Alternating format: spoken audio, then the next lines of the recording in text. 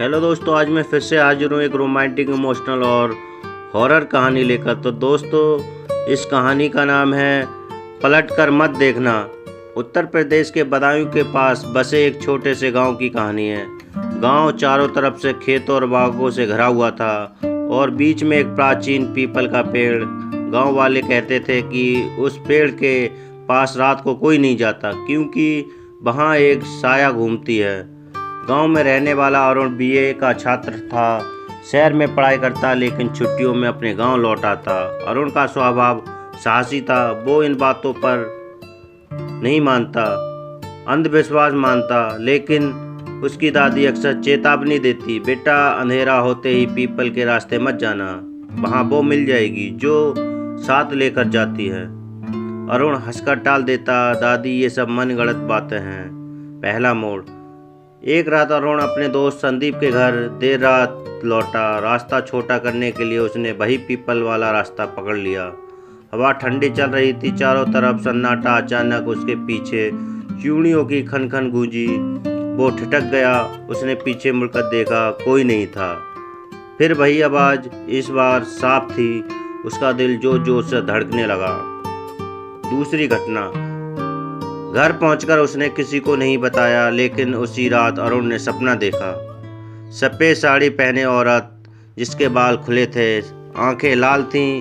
वो कह रही थी, क्यों पलटे थे, अब तो मेरे साथ चलना होगा। अरुण नींद से पसीने पसीने उठ बैठा। तीसरा दिन। अगली शाम अरुण ने हिम्मत करके अपने दोस्त संदीप को सारी बातें बताईं। संदीप ने डरते डरते कहा, भाई तू अकेला नहीं है, गांव में कई लड़कों ने वही आवाज़ सुनी है, कहते हैं ये रमा की आत्मा है। अरुण हैरान रह गया। संदीप ने बताया, रमा गांव की लड़की थी। उसी पेड़ के नीचे उसकी शादी से पहले अचानक मौत हो गई। लोग कहते हैं वो हर जवान लड़के को बुलाती है और जो पलटकर देख लेता है उसकी मौत निश्चित होती है। अरुण का चेहरा पीला पड़ गया, क्योंकि वो पलट चुका था।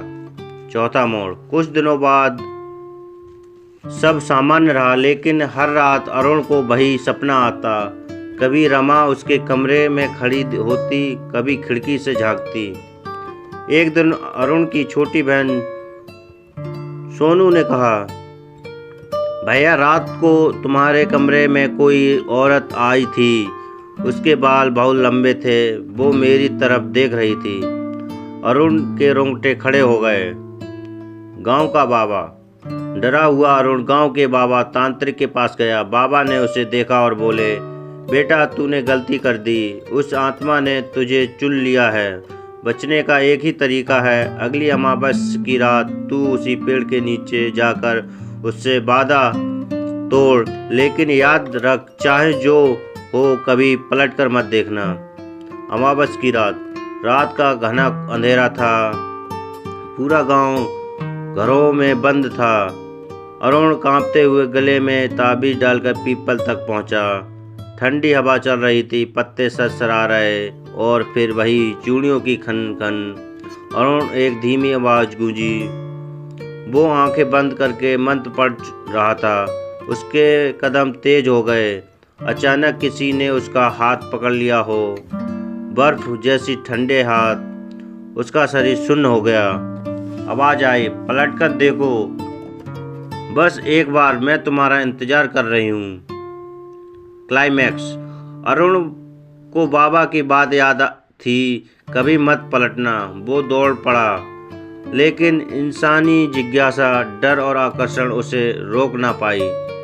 गांव की सीमा पार करने से ठीक पहले उसने पीछे झटके से देखा। सफ़ेद साड़ी में वही औरत। उसका चेहरा सड़ चुका था, आंखों में खून टपक रहा था। अरुण चीख पड़ा। अगली सुबह गांव वालों ने पीपल के नीचे उसका शव पाया।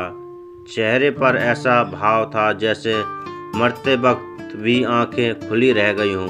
अंत। आज भी गांव के लोग कहते हैं, उस गांव आओ तो रास्ते को उस पेड़ के पास मत जाना, और अगर गलती से गए हो तो कभी पलटकर मत देखना, क्योंकि वो अब भी वही है।